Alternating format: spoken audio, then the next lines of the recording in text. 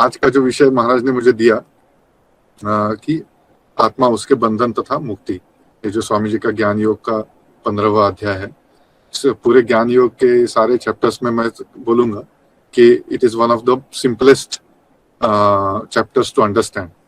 इतने सुंदर step by step तरीके से, इतना छोटा सा चैप्टर है, ज्यादा बड़ा भी नहीं है, तो स्वामी जी एकदम इतनी आसान कर देते हैं।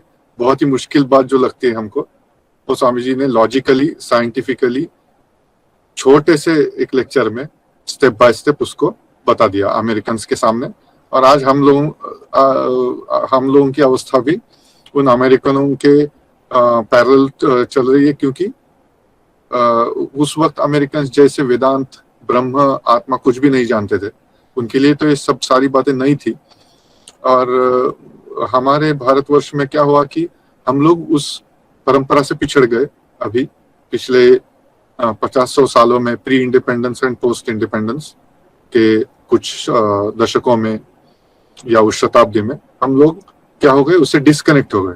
तो जो ज्ञान हम लोगों के घरों में, हम लोगों के बातचीत में बहुत ही साधारण स्वरूप से रहता था, तो वो ज्ञान हम लोगों को आज कहीं जाके लेना पड़ता है। कहीं जाके हमको उसका विशेष अध्ययन करके उसको लेना पड़ता है, जो कि हमारी परंपरा में, हमारे समाज में जो ज्ञान पूरा ये हो चुका था, परकोलेट हो गया था, वो जैसे कि थोड़े समय से कुछ कारणों से उसको डिस्कनेक्ट हो गया। और फिर से हमको हमारा ही परंपरागत ज्ञान जो है उसको लेने के लिए अभी विशेष कुछ प्रयास करने पड़ते हैं।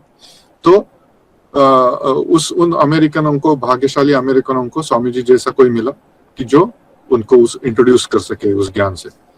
हमें हमारी उतनी बुरी अवस्था नहीं है जितनी बुरी अवस्था वो अमेरिकनों की थी उस वक्त स्वामी जी के सामने जो बैठे थे उनकी। लेकिन फिर भी हम समझ नहीं पाते। जो आज अगर किसी को बोला जाए कि आप ज्ञान योग पढ़े हैं क्या, हमारे भारतीय व्यक्ति को, जो कि साधारण व्यक्ति है, जो सब कुछ जानता है, सुनता है, वो एकदम डर जाता है। नहीं, ज्ञान योग स्वामी जी का तो हमारे सर के ऊपर से जाता है, वो कुछ समझ में ही नहीं आता। हम लोग तो उसको स्पर्श भी नहीं करते कभी डर से। वो स्वामी जी का कुछ छोटा मोटा किताब अच्छा लगता है, वो एकाग्रता का रहस्य या ऐसे जो किताबें हैं वो बहुत सिंपल है, अच्छा है। लेकिन ये ज्ञान योग वगैरह बहुत हेवी है, ऐसा करके लोग डर जाते हैं। वास्तविकता अगर ज्ञान योग पढ़ा जाए तो इतना सरल भाषा में उन्होंने बताया, क्योंकि उनको पता है कि सामने जो मेरे बैठे, उनको तो ब्रह्म क्या है, आत्मा क्या है, कुछ भी पता नहीं है। तो उनको तो मुझे ऐसे भाषा में ही बताना है कि जो वो समझ सके, एकदम मूढ़ बुद्धि भी जिसको समझ सके। तो उस भाषा में स्वामी जी ने बताया, तो उसको अगर हम लोग डर के उससे दूर रहे, तो ये तो हमारा दुर्भाग्य रहेगा। और दूसरी बात भी हम लोग देखते हैं कि स्वामी जी ने जब ज्ञान योग बताया तो उपनिषदों का और शंकर भाष्य का, उसमें हमको सीरियली उसका ट्रांसलेशन और या कमेंट्री लगेगा। कुछ ज्ञान योग के चैप्टर्स तो कुछ उपनिषदों के ट्रांसलेशन है, ऐसा आपको पता चलेगा। जैसे गॉड इन एवरीथिंग है, वो ईशोपनिषद है, या दूसरे कई अन्य ऐसे उदाहरण दे सकते हैं कि बृहदारण्यक से कैसे पोर्शंस तुमको सीरियली पैराग्राफ बाय पैराग्राफ ऐसा लगेगा कि ये तो बृहदारण्यक उपनिषद का एक श्लोक के बाद एक श्लोक का ऐसे ये लिया है। तो अभी हम लोग यहाँ पे हमारे महाराज, अध्यक्ष महाराज बृहदारण्यक उपनिषद का क्लास ले रहे हैं, हमको पढ़ाते हैं वो। तो तब भी वो बार बार ये बात बोलते हैं हमारे अद्वैत आश्रम के अध्यक्ष स्वामी जी की, ये स्वामी जी के ट्रांसलेशन कंप्लीट वर्क्स में हम देखो, ये जो तुम लोग अभी पढ़ रहे हो ये तो पूरा का कंप्लीट वर्क्स में ऐसे कैसा आता है। तो स्वामी जी ने कोई नई चीज कुछ नहीं बताई, कोई भी नया कोई फॉर्मूला, कोई लेबोरेटरी में कुछ नए केमिकल्स डाल के कुछ नया केमिकल बनाया है, ऐसे इनोवेशन किया, ऐसा कुछ नहीं है। उनका इनोवेशन क्या है? सरलता। ये स्वामी जी का बेस्ट इनोवेशन है कि जो भारत की ही परंपरा, भारत का ही ज्ञान भारतीयों को और भारतीय विदेशियों को भी एकदम सरल भाषा में कैसे पता चले, वो उनका एम है कि एकदम मूर्ख व्यक्ति भी, हाँ, तो वो वही तो बोलते हैं ना, दरिद्र देवो भव, मूर्ख देवो भव। तो उनका तो टारगेट ऑडियंस स्वामी जी का कौन है? दरिद्र और मूर्ख, यही उनका। ऐसे दरिद्र और मूर्ख लोगों को क्या बताना है? उनको ब्रह्म। स्वामी जी का अवतार का उद्देश्य क्या है अवतार लेने का? वो अवतार इसलिए नहीं लिया है कि कोई हॉस्पिटल खोले या स्कूल खोले या कोई ये खोले। अवतार इसलिए लेते हैं कि अज्ञान का नाश करे समाज के। तो अवतार जब लेते हैं अज्ञान का नाश करने के लिए, तो वो अज्ञान किसका, अज्ञानी कौन है? वही तो मूर्ख है ना। अज्ञानी मूर्ख लोग हमारे जैसे, जैसे मैं हूँ, तो मेरे जैसा एक मूर्ख व्यक्ति जो है उसको ज्ञान योग कैसे समझ में आएगा, ब्रह्म कैसे समझ में आएगा? जो बृहदारण्य उपनिषद संस्कृत नहीं पढ़ पा रहा है, शंकर भाष्य नहीं पढ़ पा रहा है, तो उसको सरल, ये इंग्लिश भी स्वामी जी की जो है ना, वो आपको शायद ही कोई ऐसा शब्द स्वामी जी का होगा जो डिक्शनरी में देखना पड़ेगा आपको। स्वामी जी जैसा एक प्रकांड पंडित व्यक्ति, जो अंग्रेजी भाषा का ऐसा ज्ञान रखने वाला कि अमेरिका के न्यूज़पेपर्स लिखते हैं शिकागो लेक्चर होने के बाद कि his oratory is influential English. हाँ, मैंने ऐसा लिखते हैं वो कि आप उनका इस भारतीय सन्यासी का इंग्लिश हमारे अमेरिका के विद्वानों के इंग्लिश के बराबरी का है, उससे किसी इसमें कम नहीं है। तो ऐसी तारीफ उस न्यूज़पेपर्स में वहां पे शिकागो परिषद के दौरान पाई जाती है। तो ऐसा इंग्लिश होने के बावजूद जो बोल सकता था, ऐसे ऐसे शब्द यूज कर सकता था कि दिखाया कि मैं देखो, मैंने ऐसे ऐसे लोगों को धूल चढ़ाई है, ऐसे ऐसे लोगों को मैंने ये चीट किया है वहां पे। हाँ, तो मैं कितना विद्वान हूँ, कितना प्रकांड पंडित हूँ, देखो तुम लोग तो डिक्शनरी पास में लेके ही बैठना हमेशा, नहीं तो मेरा लेक्चर तुम लोग समझ ही नहीं पाओगे। ऐसा बिल्कुल ही नहीं लगता। ये तो बिल्कुल आसान everyday day to day life में हम लोग जो अंग्रेजी यूज करते हैं, वही अंग्रेजी का प्रयोग स्वामी जी ने करके क्या बताया, जो अत्यंत दुर्लभ ऐसा ब्रह्म ज्ञान, जो अत्यंत दुर्लभ है, जिसको शास्त्रों ने इतना उसकी स्तुति किया, तो उसी के वजह से शास्त्रों ने हजारों पन्नों के ग्रंथ लिखे। क्यों, क्या बोलने के लिए ग्रंथ लिखे हैं हजारों पन्ने के, कि ब्रह्म ज्ञान कितना दुर्लभ है और ब्रह्म ज्ञान कितना कितना आवश्यक है, कितना अद्भुत है, कितना वो सबसे ज्यादा कीमती है। तो इसकी स्तुतियों के इसके लिए ज्यादा है। एक्चुअल ब्रह्म ज्ञान की जो बात है वो थोड़ी ही होगी सारे उपनिषदों में, लेकिन उसकी स्तुति, उसकी भूमिका तैयार करने के लिए, उसका बैकग्राउंड तैयार करने के लिए, उसके लिए कॉन्टेक्स्ट बनाने के लिए, उसके लिए ऑडियंस का माइंडसेट बनाने के लिए वो सारा जो प्रपंच रचा है, कि पहले कथा रची है, कि एक कोई संवाद रचा उपनिषदों में, कि भाई पहले कोई किसी से बात कर रहा है, फिर वो उसके लिए कोई एक इंसिडेंट, उसके घटना रची है कि ऐसे ऐसी घटना होती है, फिर वो ऐसा होता है, फिर वो गुरु के पास जाता है या आचार्य के पास जाता है, और फिर वो संवाद होता है।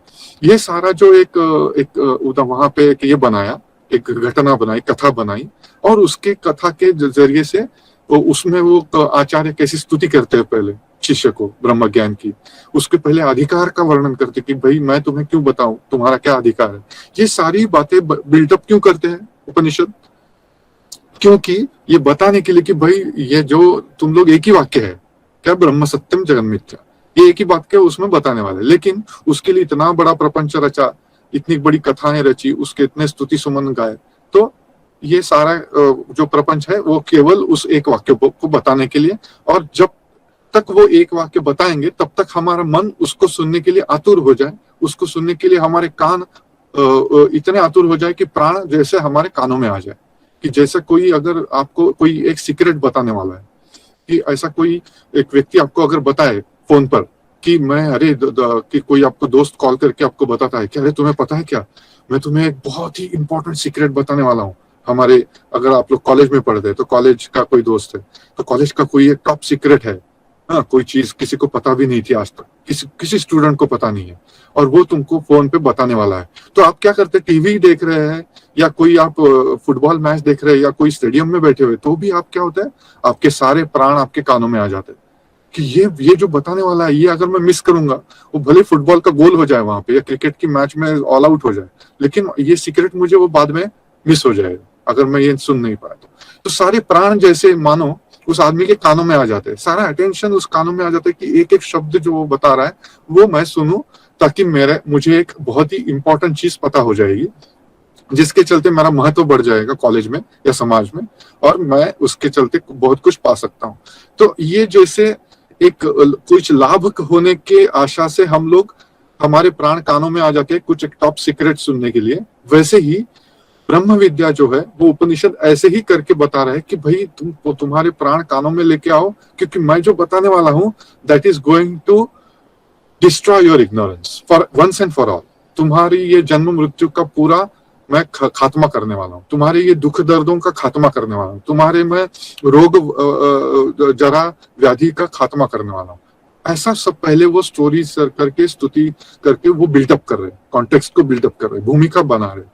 और भूमिका बनाते बनाते क्या होता है, उस आदमी का जैसे मानो मन, जैसे जो हमारा मन निचले स्तरों में रहता है सबका, तो वो स्तर का मन उठते उठते जैसे धीरे धीरे प्राण सारे कानों में आ जाए, उठ के सारे, और वो आदमी आंखें फाड़ के देखे उस बोलने वाले की तरफ, आचार्य की तरफ, तो उसकी आंखें पूरी उसकी तरफ लगी है, गोलक उसके कानों में प्राण आ गए, और वो सारा जो आवाज आ रहा है कहीं से भी, वो उसको आतुरता से सुन रहा है कि कहीं मुझे वो जो बताने वाला है सबसे महत्वपूर्ण चीज वो मेरी मिस ना हो जाए।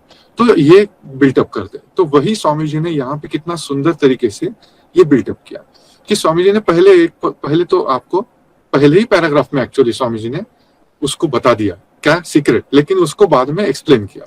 जो पहले तो जब कभी कभी क्या होता है, हम बहुत बार आम चर्चा करते करते कई बार महत्वपूर्ण बात सुन लेते हैं, लेकिन उसको नजरअंदाज कर देते हैं। फिर उसको जो बात बताने वाला है वो उसको बोलता है, अरे तुमने मेरी बात सुनी नहीं, देखो तुम्हारा ध्यान नहीं है, मैंने पहले ही बता दिया था तुम्हें ये इंपॉर्टेंट चीज, लेकिन तुमने सुना नहीं। इसलिए वो क्या करता है, सुनो, हाँ, फिर से बताता है वो, हाँ मैं क्या बोल रहा हूँ, मेरी तरफ ध्यान दो। जैसे अभी भगवत गीता हमने चैंटिंग की और उसका अर्थ भी सुना, उसमें भी भगवान बार बार शुरणो शुरणो शुरणो करके अर्जुन को एड्रेस कर रहे हैं, तो ताकि क्या अर्जुन कहीं इधर उधर ख्यालों में शायद डूबा रह सकता है, शायद वो सामने कौरव खड़े हैं या इतने सारे सैनिक खड़े, या धूप बहुत ज्यादा हो गई, गर्मी हो रही है बहुत, तो वो उसका शायद मन कहीं शरीर में हो गया, अरे मुझे यहाँ पे भगवान तो बोले जा रहे हैं भगवत गीता नॉन स्टॉप, अब मुझे यहाँ पे बहुत ज्यादा गर्म हो रहा है, धूप में खड़ा हूँ। ऐसे कोई विचारों में अगर वो खो गया तो वो जो सबसे जरूरी बात मैं बता रहा हूँ वो कहीं मिस ना हो जाए, बाद में तो नहीं आऊंगा मैं। ये 18 अध्याय जो मेरी जो भूमिका तैयार है, मेरा जो पूरा कॉन्टेक्स्ट तैयार है, लेकिन ये अर्जुन का कॉन्टेक्स्ट तैयार है क्या? अगर नहीं है तो मैं तो बोल के चला जाऊंगा, लेकिन अर्जुन का जो पर्पज है वो सर्व नहीं होगा, अर्जुन अगर अटेंटिव नहीं है तो फिर से वो बार बार वही चीज बता रहा है जो दूसरे अध्याय में बताई, वही दो अलग तरीके से तीसरे अध्याय में, वही चौथे अध्याय में फिर से अलग तरीके से, फिर पांचवें अध्याय में, ऐसे करके अलग अलग तरीकों से वो अर्जुन को सत्य की तरफ ले जा रहे हैं और उसके कर्तव्य की तरफ ले जा रहे हैं। तो वही हमको स्वामी जी भी कर रहे हैं यहाँ।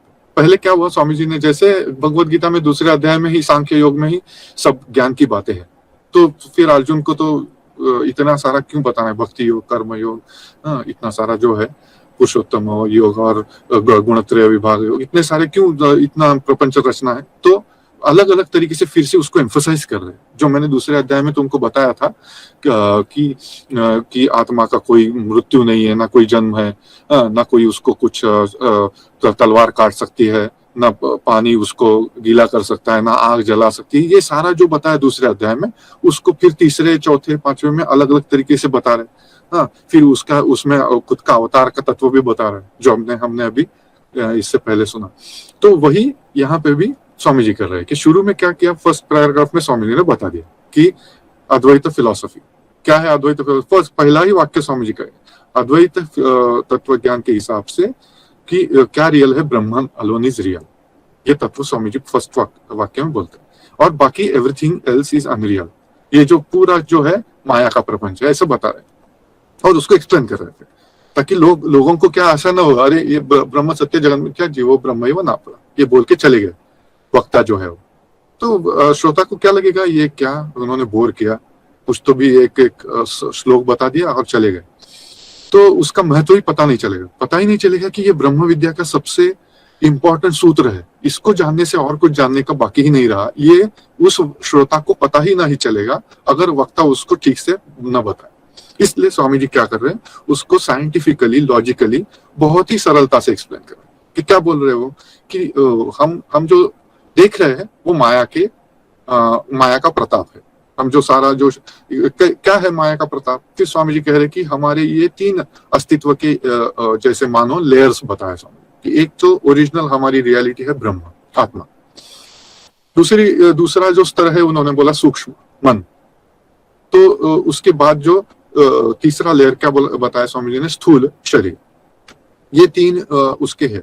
तो उन्होंने कहा ये सूक्ष्म और स्थूल का जो है ये माया का आवरण है, जो कि आत्मा को आत्मज्ञान को, ब्रह्म ज्ञान को ढक के रखता है, जो कि साधारणतया ब्रह्म या आत्मा जो है वो सर्वदा, सर्वव्यापी, सर्वकाल में अवस्थित है, जो नित्य शुद्ध बुद्ध मुक्त है, जो मुक्त स्वभाव है, जो नित्य मुक्त है, उसको बंधन है ही कहाँ। तो इसलिए उसका जो बंधन और मुक्ति, इसकी चर्चा करना ही इसकी जरूरत ही कहाँ है, जो आत्मा की। लेकिन ये जो बंधन आया कहाँ से, ये एक्सप्लेन कर रहे हैं। जो नित्य शुद्ध बुद्ध मुक्त स्वभाव है वो आत्मा अब माया की वजह से बंधन में जैसे प्रतीत हो रही है। तो जे आपने जो पहले ज्ञान योग के लेक्चर सुने होंगे इतने दिनों से, उसमें भी आपने ये चर्चा सुनी होगी, ये कोई नई चर्चा नहीं है, इसलिए हम इसमें ज्यादा नहीं पढ़ेंगे। इसमें हम स्वामी जी के जो हमारा जो मेन का थोड़ा सा जो समय है, उसमें हम स्वामी जी ने किसी सुंदर उदाहरण दिए, उस उदाहरण को हम एक लेंगे एक एक करके। तो स्वामी जी आगे बढ़ते हैं कि ये 3 लेयर्स जो है, एक है रियलिटी की लेयर जो एवर एग्जिस्टेंट एब्सोल्यूट रियलिटी है, और दूसरी है माइक रियलिटी जो अपियरिंग रियलिटी, मैनिफेस्टेशन, जिसका स्वामी जी क्या करते हैं। तो जो मैनिफेस्टेशन है, तो स्वामी जी लॉजिक खाली एक्सप्लेन करते हैं कि जो एब्सोल्यूट रियलिटी है वो इंडिस्ट्रक्टिबल है, ये तो हम क्योंकि वो किसी कॉम्बिनेशन से बनी नहीं है, किसी संयोग से नहीं बनी कि 2 केमिकल्स अगर किसी एक हम लोग टेस्ट ट्यूब में डालते हैं और इससे तीसरा एक कंपाउंड बनाते हैं, तो वो क्या होता है कि it is made of the combination of दस 2 ओरिजिनल एलिमेंट्स। इसीलिए केमिस्ट्री में बोलते हैं कि compound is made of different elements, different substitute elements. तो उसमें क्या है कि वो उसको सेपरेट भी कर सकते हैं, आप यू कैन, और एक दूसरी अगर रिएक्शन करेंगे तो उस कंपाउंड से उसको अलग अलग, उसके जो एलिमेंट्स है उसको अलग अलग निकाल सकेंगे आप। ऐसे ये जो रिएक्शंस होते हैं वो कहाँ पे होते हैं, कॉम्बिनेशंस की, वो ऐसे होते हैं जो सीमित पदार्थ है उसमें होते हैं, जो देश काल में सीमित है, उसी में कुछ कॉम्बिनेशन हो सकता है। जो देश काल में असीम है उसका कॉम्बिनेशन किसके साथ होगा, क्योंकि वो तो असीम है। ना ही वो देश में सीमित है कि वो दूसरा कोई देश में दूसरा एक सीमित एक अस्तित्व है जिसके साथ वो संयोग करेगा, ऐसा तो है ही नहीं। जो है वो तो असीम है, खुद देश में भी और काल में भी जो असीम है, जो भूतकाल में भी था, वर्तमान में भी है और भविष्य में भी होगा। ऐसी एक वस्तु, ऐसी एक सत्ता दूसरे किसी एक सत्ता से कैसे संयोग करेगी कि जो सीमित है या असीम है, दोनों नहीं हो सकता, क्योंकि एक सत्ता जो खुद असीम है देश काल में, वो दूसरे सत्ता हो ही नहीं सकते। ऐसी सत्ता से छोड़ के दूसरी सत्ता एग्जिस्ट ही नहीं कर सकती, और अगर करती है, अगर दूसरी सीमित या असीम सत्ता उससे एग्जिस्ट करती है तो उससे वो कंबाइन ही नहीं कर सकती, क्योंकि ये असीम है। तो ये सारा जो लॉजिक है, ये लॉजिक सिंपल लॉजिक है, इसमें इतना कुछ कॉम्प्लिकेटेड कुछ नहीं है। तो ये हमको सबको ही समझ में आता है कि ऐसा हो ही नहीं सकता। तो स्वामी जी ये लॉजिक देख के बोलते हैं कि आत्मा का, इसलिए आत्मा का ना ही जन्म हो सकता है ना मरण हो सकता है, तो ये जो हो रहा है वो किसका है। तो ये स्वामी जी बोल रहे हैं यही तो है प्रपंच माया का, यही तो है स्थूल शरीर का जन्म है, स्थूल शरीर का मरण है, स्थूल शरीर का जन्म है। तो उसका जो ये इसका जो चेन है, इसकी कंटिन्यूटी कौन रखता है, तो मन है। तो स्वामी जी बोल रहे कि शरीर जन्म रहा है, शरीर मर रहा है, शरीर जन्म, लेकिन उसके पीछे जो संस्कार है, जो शरीर को जन्म दे रहे हैं और मृत्यु को ये कर रहे हैं, वो संस्कार जो मन में सारे उसको मन में गठित हो रहे हैं, उसमें मन में उसमें स्टोर हो रहे हैं, और वो मन उन संस्कारों को लेके, उन कर्मों को लेके वो दूसरे अलग अलग शरीरों को ये कर रहा है। तो स्वामी जी उदाहरण दे रहे कि जैसे कोई एक वो जो फेरी व्हील में बैठता है, जैसे हम लोग हमारे इसमें बैठते हैं, मेले में कहीं जाते हैं हम लोग, गांव में बहुत मेले होते हैं, कभी कभी शहरों में भी होते हैं। तो ऐसे मेलों में एक फेरी व्हील रहती है बहुत बड़ी, तो उसमें जाके हम लोग बैठते हैं, तो उसमें गोल गोल वो उसका ये घूमता है। तो एक एक ऐसा कंपार्टमेंट रहता है उसमें, जो कभी कभी 2, 3, 4 लोग ऐसे बैठ सकते हैं एक साथ, और वो एक घूमता है ऐसे कुछ चक्कर, 5-10 चक्कर घुमा के उस आदमी को उतार देता है। तो ऐसे हमने देखा है। तो ऐसे उदाहरण देते हैं स्वामी जी की, जैसे मानो कि कोई व्यक्ति उस फेरी व्हील में बैठा है और वो घूम के उसमें कुछ देर तक घूमता है और फिर बाद में उतर जाता है। वैसे ही ये जैसे हम लोग इस कंपार्टमेंट में बैठे हुए हैं, एक जैसे आत्मा इस कंपार्टमेंट में बैठती है और इस संसार चक्र में कुछ शरीर घूमती है और फिर घूमने के बाद उतर जाती है मुक्त। जो पहले भी मुक्त ही था, फेरी व्हील में जो बैठा, वो क्या वो फेरी व्हील से ही बंधा हुआ था? नहीं, वो मेले में जब जाता है तो उसको टिकट निकाल के वो फेरी व्हील में चढ़ जाता है। चढ़ने के बाद 5-10 उसके राउंड कर लिए, फिर उसका ये हो खत्म होने के बाद वो वापस आ जाता है और फिर उसका आनंद लेता है। तो क्यों गया वो फेरी व्हील में, क्यों उसको वहां पे लगा कि वो बहुत मजा आता है। कोई बताता है उसको, अरे इसमें बहुत आनंद मिलता है, ऊपर नीचे जब घूमता है तब ऐसे पेट में बहुत उसे ये हो जाता है। ऐसे कई लोगों को काफी ऊपर से नीचे आते हो काफी उसका ये हो जाता है, पेट में उनके क्या क्या अनुभूति होती है और उससे काफी उनको ये होता है, आनंद भी मिलता है किसी किसी को परेशानी भी होती है। तो ऐसा दोनों सुख दुख को अनुभव करने के लिए लोग फेरी व्हील में चढ़ जाते हैं, कि जो भी हो, किसी को आनंद हुआ, किसी को थोड़ा सा अजीब लगा। तो ये जो उसमें जो उसका अनुभव लेने की जो उत्सुकता है, उस उत्सुकता से वो व्यक्ति फेरी व्हील में जैसे बैठा, और जब वो 10 बार करने के बाद उसका मन भर गया, हाँ, कि अभी कितनी बार मैं गोल गोल होके उसका सारा आनंद लिया, अब बहुत हो गया। अब अगर वो फेरी वाला अगर बोलता है उसको, वो फेरी व्हील वाला, कि भाई ये तो बंद ही नहीं होगा, इसमें कुछ फॉल्ट हो गया इंजन में, हमारा अभी ये चलते ही रहेगा, तो फिर वो क्या करेगा? वो जो से लोग चिल्लाने लगे, हमको उतारो उतारो, हमको नहीं बैठाना। अरे फिर टिकट क्यों निकाला था? पहले आप गए क्यों, चढ़े क्यों उसके ऊपर, अगर आपको इतना ही शौक था ये करने का? तो आप अनंत काल तक घूमते रहो ऐसे। अगर ऐसा बोला जाए तो लोग ऊपर से कूद जाएंगे। अगर उनको बताया जाए कि ये इंजन कभी बंद ही नहीं होगा और ये घूमता ही रहेगा, तो वो लोग क्या करेंगे? डर के मारे, परेशानी से और न जाने कितने इससे कारणों से वो ऊपर से अपना जान की बाजी लगाकर कूद जाएंगे। तो यही वही एक तरीके से उदाहरण स्वामी जी देते हैं। उदाहरण है, उदाहरण का मतलब ऐसा नहीं कि ये जो दृष्टांत है वो सिद्धांत को कभी पूरा पूरी ये नहीं करता है, उसको रिप्लेस नहीं कर सकता, एक उसकी तरफ ले जाता है। वो हमारे बुद्धि को चालना देता है कि ताकि हम सिद्धांत को समझ सके, दृष्टांत का हेल्प लेके। तो दृष्टांत है, ऐसे ही बहुत सारे 3-4 सुंदर दृष्टांत दिए स्वामी जी ने, कि एक चेन का ये दिया कि स्वामी जी ने क्या कहा कि जैसे एक रिकरिंग चेन है जो हम लोग देखते हैं कि जन्म मृत्यु, वैसे ही अगर कोई हमको किसी एक बहुत ही जैसे इन्फिनिट चेन है, चेन के एक एक उसके जो सूत्र है, उसके जो एक एक जो बीच वाली जो कड़ियां हैं, वो कड़ियों को, एक कड़ी है आपका ये जीवन। जैसे आपका जो जैसे अनंत काल, मानो अनंत काल का जो जन्म मृत्यु का चक्र, संसार चक्र चल रहा है, अनादि अनंत, अपैरेंटली अनादि अनंत, तो वो उसका अगर आपको ये लेना है, उसकी जो गहराई में क्या चल रहा है उसको जान लेना है, तो कैसे जानेंगे? आपके पास तो कोई उसका कोई उपाय ही नहीं है जानने का। तो एक उपाय स्वामी जी जो बोलते हैं कि इस कड़ी को अगर आप जान लोगे तो सारी चेन को जानने में आपको सहायता होगी। एक जो कड़ी है आपके पास अभी हाथ में कौन सी है चेन का, सारी चेन क्या आप एक साथ हाथ में पकड़ सकते हैं क्या? नहीं पकड़ सकते। तो समझो एक लंबी चेन है, आप कल्पना कीजिए, और वो लंबी चेन आपके अगर हाथ में कोई देता है तो आप क्या करते हैं? एक ही उसकी कड़ी हाथ में पकड़ सकते हैं और उसका आप अध्ययन कर सकते हैं कि ये चेन किसकी बनी हुई, या लोहे की बनी है या और किसी चीज की बनी हुई, कितनी स्ट्रांग चेन है, ये कितनी मोटी चेन है, कितनी ताकतवर चेन है। ये सारा जो एनालिसिस है आप कब करेंगे? जब आपके हाथ में जो कड़ी है चेन की, उसका आप ठीक तरीके से अध्ययन करेंगे, उसको ऑब्जर्व करो, तो आपको पता चलेगा कि ये चेन लोहे की बनी है और ये चेन इतनी स्ट्रांग है, इसको जहाज, जो एक बहुत बड़ा शिप भी इसको एंकर कर सकते हैं आप इस चेन को लेके।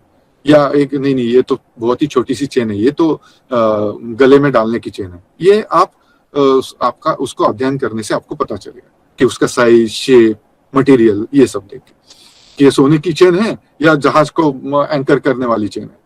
तो ये जैसा पता चलेगा पूरे चेन का जो हमको ज्ञान प्राप्त होगा एक कड़ी को पकड़ के, वैसे ही अगर मैं मेरे इस जन्म और इस मृत्यु तक के बीच वाला जो मेरा शरीर मन है, उस शरीर मन का मैं अध्ययन करूं तो मुझे पता चलेगा कि ये शरीर मन किन संस्कारों से बना हुआ है, और इन संस्कारों से की ही जैसे कम ज्यादा पुनरावृत्ति हो रही है। थोड़ा सा इधर उधर हो रहा है, थोड़ा सा परम्यूटेशन कॉम्बिनेशन थोड़े से बदल रहे हैं, लेकिन मोर और लेस हमारे अनुभव जो है वो पिछले जन्म में भी ऐसे ही थे और अगले जन्म में भी ऐसे ही होंगे। अगर हम इसमें कुछ विशेष परिवर्तन ना करें, विशेष उसमें पुरुषार्थ ना करें, तो हमारा जैसे एक तरीके से मोटा मोटी एक ही पैटर्न में चलता रहेगा। तो ये संसार का खेल है। अब वही ज्यादातर हम वही देखते हैं कि ज्यादातर लोगों की सोच जो है 80% ऑफ द पीपल ऑफ जो दुनिया के साधारण एक ही टाइप की सोच से वो तो सदियों से वैसे ही चल रहे हैं। हम तो किसी का भी ऑब्जर्वेशन करेंगे, हमारे परिवार में जो लोग हैं, दोस्त लोग हैं या रिश्तेदार हैं या समाज में जो लोगों से हमारा परिचय होता है, हम जैसा अगर हमको उनका अध्ययन करेंगे, उनकी सोच क्या है, उनके आचार विचार क्या है, तो ज्यादातर मोटा मोटी हमको पता चलेगा कि जो मैंने इतिहास में पढ़ा है, जो जिस टाइप के लोग 100 साल पहले रहा करते थे, उसी टाइप के इस शताब्दी में भी है और इसी टाइप के लोग अगली शताब्दी में हो। उससे फर्क क्या इतना ही हुआ कि पिछले शताब्दी के लोगों के पास धनुष्य बाण रहते थे एक दूसरे को मारने के लिए, आज के लोगों के पास गन्स है, हाँ, और मिसाइल्स है। तो उससे कुछ फर्क नहीं पड़ता है कि आपके पास धनुष्य बाण गन और बुलेट है। एक कार्य तो वही हो रहा है कि आप यहाँ से बुलेट का ये प्रेस करें, गन का ट्रिगर दबा रहे हैं और बुलेट वहां पे जाके किसी को मार रही है। पहले के जमाने में वो धनुष्य को तान लगाता था और उससे बाण छूट जाता था और किसी को मारता था। तो वो ये तो बाह्य क्रिया है, इसमें बदल जो हो रहा है उससे हमको बहुत लग रहा होगा कि अरे देखो कितना समाज बदल गया, टेक्नोलॉजी बदल गई, कितनी एडवांसमेंट हो गई, ये वो। ये तो ऊपर का एडवांसमेंट हो गई, ये तो धनुष्य छोड़ने की प्रक्रिया की एडवांसमेंट हो गई कि यहाँ पे उसकी जगह वो जो पहले ये रहता था उसमें ट्रिगर आ गया, वो जो धनुष्य रहता था उधर बंदूक आ गई और जो बाण रहता था उधर बुलेट आ गई। वो तो बाहर का एक जस्ट मटेरियल बदल गया, लेकिन जो धनुष्य पकड़ने वाला था वो आज गन पकड़ रहा है, वही आदमी है। वो पिछले जन्म में वो धनुष्य पकड़ता था, उसी सोच से कि हिंसा करने की सोच से आज वो गन पकड़ रहा है, उसी सोच से हिंसा कर। तो ये पुनरावृत्ति है। कल जाके वो अगर समझिए हम लोग वो स्टार वार्स का ये सब इमेज ये देखते फैंटेसी है कि वो स्पेस में ये होगा, तो भी क्या होगा, कोई स्पेसशिप एक स्पेसशिप में बैठा रहेगा, कोई दूसरा स्पेसशिप में बैठेगा 500 साल बाद अगर शायद, और वो स्पेसशिप से स्पेसशिप में एक दूसरे की तरफ मिसाइल्स फायर करेंगे या और कुछ लेजर फायर करेंगे। मतलब क्या है, फिर से वही होगी पुनरावृत्ति। बाहर का ये बदल गया, पहले वो रथ में बैठता था, आज वो टैंक में बैठता है, जिसको हम टैंक बोलते हैं, जो आर्मी यूज करती है मिसाइल से बम्बार्डिंग करने के लिए बॉम्ब्स को। वो पहले रथ में बैठता था, आज टैंक में बैठता है, और कल परसों वो स्पेसशिप में बैठे। तो ये सिर्फ ये क्या हो गया, हमारा व्हीकल बदल गया, बैठने की एक जगह बदल गई, कुर्सी बदल गई, लेकिन अंदर बैठने वाला मन जो है वही संस्कार है, वही राग द्वेष है, वही उसने ऐसा किया, इसने ऐसा किया, इसने मुझे ये बोला, उसने ये बोला। हाँ, इसी से हमारे सारे सदियों से वही चल रहा है मानवीय मन। तो इसको जो पुरुषार्थ से हम लोग अगर इसको शुद्ध करें, उसको अगर हम ये सारे इसमें से हटा दें, ये यही बंधन क्रिएट कर रहा है ना। मैं किसी से राग करता हूँ, अटैचमेंट करता हूँ, या द्वेष करता हूँ, एवर्जन करता हूँ किसी से, तो इससे क्या हो रहा है कि मेरा उस व्यक्ति के साथ, उस वस्तु के साथ, उस स्थान के साथ मेरा जो एक उसमें मेरा जो कॉन्शियसनेस है, मेरी जो चेतना है, उस व्यक्ति वस्तु स्थान से बंध जा रही है, उससे चेन तैयार हो रही, कड़ी तैयार हो रही इस चेन की। तो क्या हो गया, चेन के दो कड़ियां कैसे बन जाती है, ऐसे ऐसे बन जाती है ना, हम देखते हैं। तो पहले तो ये दो कड़ियां अलग अलग है, तो जब क्या होता है, ये जैसे मान लो कि ये स्थान है या वस्तु है या व्यक्ति है और ये चेतना है, तो चेतना चित्त और जड़ है, ऐसा मान लो ये चित्त है और ये जड़ है। अब ये चित्त जड़ का क्या हो गया, चेन ऐसा ऐसा जब नजदीक आ जाता है लिंक हो गई। अब लिंक हो गई तो छूट नहीं रहा है, वो कितना भी चाहे, वो बोल रहा है कि नहीं नहीं मैं बंधन में हूं, मैं बंधन में हूं, मैं दुखी हूं, मैं मृत्यु पा रहा हूं। अब ये चेतना जो है वो इस जड़ को पकड़ के क्या कर रही, ये चेन बन गई। अब इस चेन का कोई छोड़ा नहीं सकता उसको, क्योंकि ये चेतना ने पकड़ के रखा ना उसको। अब ये कौन कैसे छोड़ा सकती है, जब ये ऐसे खोलेगी, ये क्या बोलेगी खोल के, अरे मैं तो ये चेतना हूं, मैं क्यों जड़ को पकड़ के रखूं, मैं क्यों उसमें अटक के रखूं, मैं तो चेतना हूं, मैं ऐसी खुली रही तो मुक्त हूं। तो जड़ जो है वो जड़ की जगह है, जो माइक है वो, ये माइक लिंक यहाँ पे तैयार हो गए, है ना, ये अज्ञान की लिंक तैयार हो गई, और इससे जन्म मृत्यु इसी से तैयार, क्योंकि एक ऐसी कड़ी यहाँ पे, एक ऐसी कड़ी यहाँ पे, एक ऐसी कड़ी, ये ऐसी एक कड़ियों की एक साइन वेव तैयार होगी, ऊपर नीचे चलता रहेगा।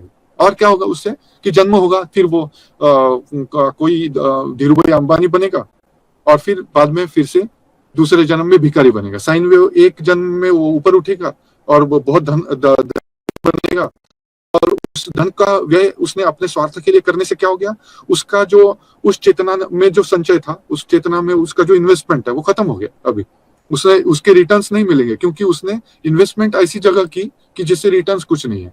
चेतना उसमें सब व्यय हो गई चेतना। अब उसको दूसरे जन्म में क्या करना पड़ेगा, दारिद्र्य भोगना पड़ेगा, क्योंकि उसका जो इन्वेस्टमेंट डेड इन्वेस्टमेंट हो गया। हाँ, उसमें उसमें रिटर्न्स कुछ नहीं मिले। उसने ऐसे कुछ म्यूचुअल फंड्स में इन्वेस्ट किया कि जो म्यूचुअल फंड्स इनसिक्योर थे, जो सिक्योरिटी नहीं था। ऐसे कुछ चिट फंड में उसने पैसा डाल दिया कि आज आप 100 रुपए डाल दो, आपको एक ही साल में उसके 100 रुपए के 5,000 रुपए देंगे, 10,000 रुपए देंगे। तो इतना लोगों को लोभ हो जाता है कि लोग क्या करते हैं, 100 रुपए की जगह 1,00,000 रुपए दे देते, कि एक अगर 100 रुपए का 10,000 दे रहा है वो एक साल में, तो मैं 1,00,000 दूंगा तो मुझे तो उसके कितने करोड़ मिल जाएंगे, 10 करोड़ मिल जाएंगे। ऐसा जो कैलकुलेशन है उसकी वजह से लोग क्या करते हैं, अपनी पूरी जो कमाई है उसको डाल देते हैं, और क्या होते हैं, रास्ते पे आ जाते हैं, भीख मांगने की नौबत आ जाती है, क्योंकि वो चिट फंड घोटाला हो जाता है। आपने क्या किया, आपकी जो चेतना है वो लोभ के में आके माया में फंसा दी उसको। अब माया तो माया की जगह थी, जो चिट फंड चलाने वाला था उसने तो आपको कोई जबरदस्ती नहीं की थी, आओ भाई मैं, अब तुमने नहीं अगर इन्वेस्टमेंट किया पैसे का तो मैं तुमको गुंडे भेज के, तुमको मारपीट करवा के, तुमको मैं तुम्हारे पैसे हड़प करवा लूंगा, इन्वेस्टमेंट करवा लूंगा, ऐसा तो नहीं बोला था।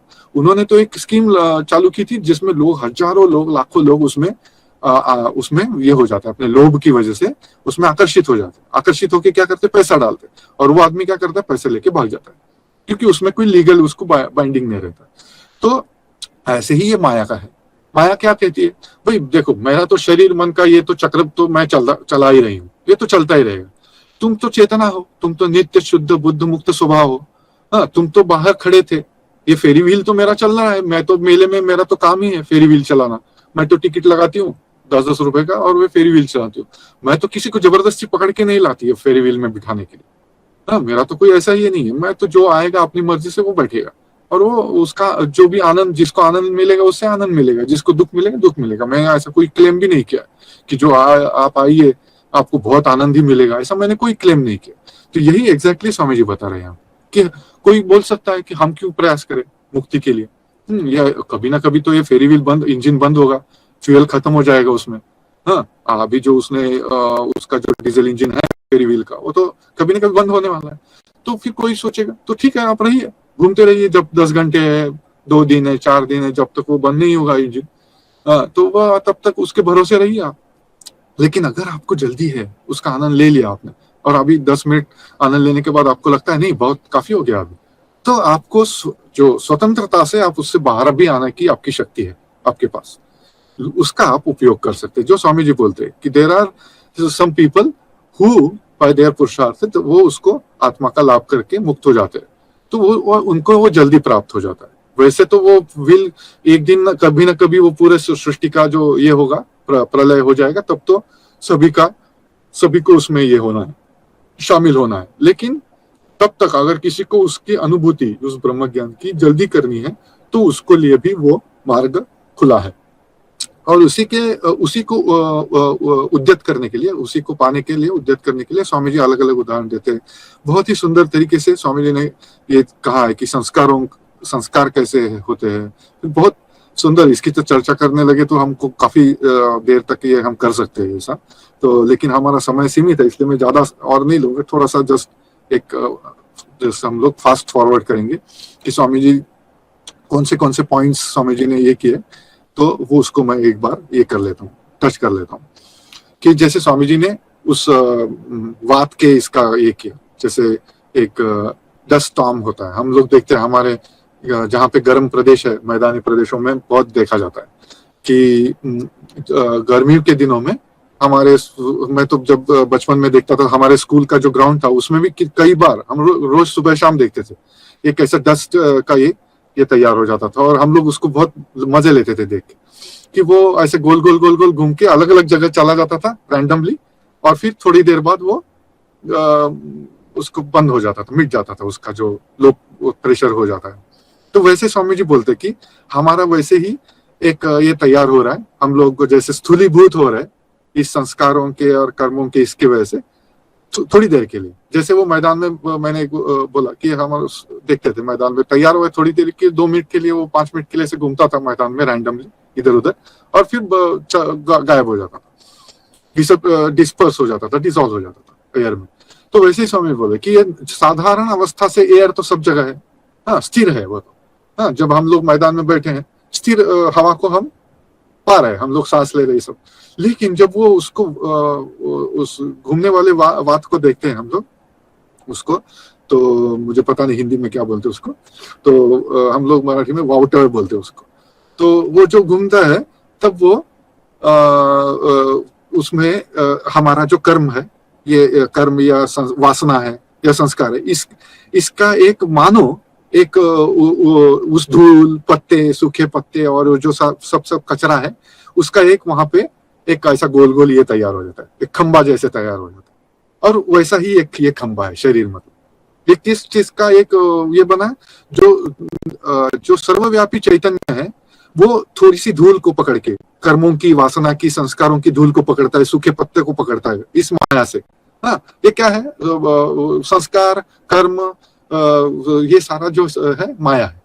ये तो इसको किसी ने परमानेंटली कोई उसको पकड़ नहीं सकता।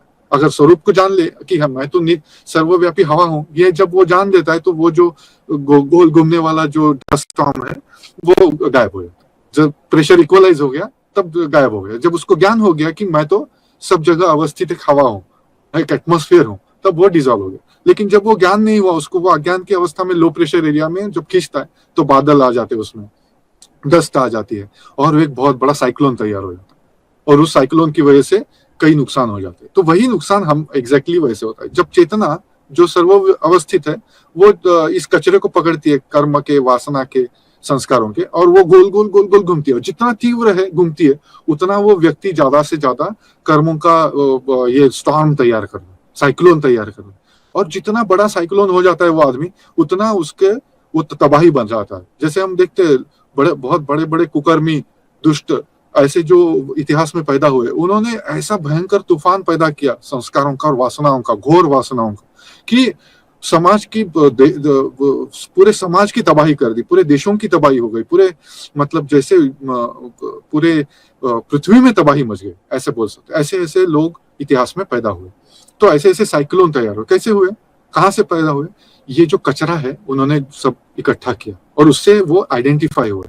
वो चेतना जो उनकी चेतना थी वो शुद्ध बुद्ध मुक्त स्वभाव है, लेकिन उस चेतना ने अज्ञान से उस सारे कचरा कुकर्म कुवासना को पकड़ के इतना उसको आलिंगन किया। उस आलिंगन से जो साइक्लोन तैयार हुआ उससे तबाही मच के सारी जनता को हानि पहुंची। उससे बचाने के लिए, उसको डिसॉल्व करने के लिए, उस ऐसे व्यक्ति से, ऐसे राक्षस से ये करने के लिए हम लोग बोलते हैं कि भगवान राम, भगवान श्री कृष्ण और न जाने कितने ऐसा अवतार आए हमारे प्राचीन इसमें। तो वैसे ही हमेशा ऐसे जो सब साइक्लोन आते हैं और जो कि ज्यादा तबाही मचाते हैं, तो उसको डिसॉल्व करने के लिए, डिस्पर्स करने के लिए, नॉर्मलाइज करने के लिए हमें कुछ ना कुछ उपाय करने पड़ते हैं। तो वो जो उपाय जो बहुत बड़े साइक्लोन्स है उसका तो उपाय सबको मिलके करना पड़ेगा। जैसे सामाजिक अज्ञान है, सामाजिक समस्या है, उसको तो सबने मिलके करना पड़ेगा। लेकिन जो इंडिविजुअल डस्ट स्टॉर्म है मेरा, ये जिससे मेरा ये शरीर तैयार हुआ, उसको सॉल्व करने के लिए तो दूसरा कोई नहीं आएगा ना, उसको तो मुझे ही डिसॉल्व करना है। तो वो करने के लिए मुझे ही प्रयास करना पड़ेगा, पुरुषार्थ करना। नहीं तो क्या होगा, वो तैयार होगा फिर बार बार तैयार होता रहेगा, क्योंकि उसको पूरा मैंने प्रयास नहीं किया उसको नॉर्मलाइज करने का, उसका डी प्रेशराइज करने का। तो उससे क्या हो गया, वो प्रेशर सब समय ही मेंटेन्ड है। वो प्रेशर मेंटेन होने से सर्वदा ही वो गंदगी को लेके घूम रहा है। तो इसलिए मुझे प्रयास करना है कि मैं उस सारी गंदगी को डिस्पर्स कर दूं, डिसएसोसिएट कर दूं अपने आप से, कि मैं क्या हूं, शुद्ध हूं। जो अशुद्धता है वही ये स्टॉर्म को बना रही है, वही साइक्लोन को बना रही है। नहीं तो अशुद्धता नहीं होगी तो साइक्लोन नहीं बनेगा। तो अशुद्धता है इसलिए साइक्लोन है, इसीलिए एक फॉर्मेशन है। हाँ, तो फॉर्मेशन ही नहीं होगा अगर अशुद्धता नहीं। तो मैं कैसे नहीं होगा, तो जब मैं उसको आइडेंटिफाई करूंगा मेरी शुद्धि से, तो शुद्ध हूं मैं, बुद्ध हूं, हाँ मैं मुक्त हूं। तो ये सारा मेरा जो स्वभाव है क्या है, तो यही मेरा नेचर है।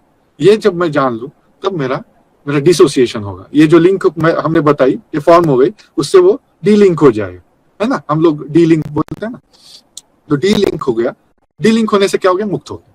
उससे उसकी, तो यही एक स्वामी जी ने सुंदर तरीके से बॉन्डेज एंड फ्रीडम के इसमें अलग अलग उदाहरण दिए स्वामी जी ने, कि जैसे वर्ल स्वामी जी बोलते हैं कि उसका जो वर्ल तैयार होता है, तो वो एक सुंदर उदाहरण दिया है। फिर बाद में स्वामी जी ने और एक सुंदर उदाहरण दिया बॉल का, वो जो स्वामी जी कहते हैं कि हम सब एक, जैसे मानो कि एक कमरे में किसी ने कमरे के बाहर से दरवाजे से एक बॉल किसी ने थ्रो किया, अब वो जो थ्रो करने का जो डायरेक्शन है, स्पीड है, तो उस मोमेंटम से वो बॉल कमरे के अलग अलग दीवारों में टकराएगा और वो घूमता रहेगा कमरे के अंदर, और जब वो बाहर जाएगा फिर से, जब जब उसका वो घूम घूम के अलग अलग इसमें टकरा से एक फिर से दरवाजे से बाहर जाने का जब उसका समय आएगा, तो उसकी जो दरवाजे से बाहर जाने की जो डायरेक्शन है और स्पीड है, वो डिपेंड करेगी कि वो उसका कहाँ कहाँ से टकरा के वो बाहर जा रहा है, कौन सी दीवार से फाइनली वो टकराया और किस स्पीड से टकराया था, और उस दीवार का जो सरफेस था वो कैसा था।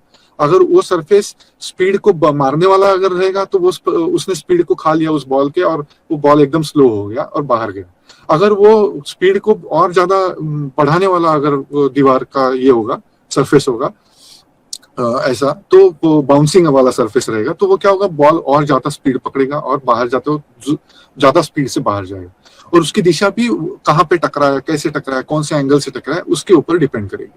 तो उसी तरीके से हमारा जो ये मृत्यु है, मृत्यु के समय में हमारी कौन सी अवस्था रहेगी, कौन से अगला जन्म कौन सा लेंगे, किस अवस्था में, किस शरीर में लेंगे, वो सारा जो है हमारे इस सारे जन्मों का कर्मों का विपाक जो है वो फाइनल फोर्स उस बॉल को देगा, जो कि सारे दीवारों के टकराते टकराते टकराते डायरेक्शन कौन सी होगी, स्पीड कौन सा होगा, फाइनली जब वो टकराएगा तब उसके ऊपर वो डिपेंड रहेगा कि ये सारा उसका अंदर का जो ट्रैवलिंग हुआ जो वो कैसा हुआ, तो उसी के हिसाब से फाइनल एग्जिट होगी उसकी। एग्जैक्टली वैसे ही स्वामी जी एक उदाहरण देके बता रहे, ये उदाहरण है, उसको हम लोगों ने उसका तारतम्य रखना चाहिए।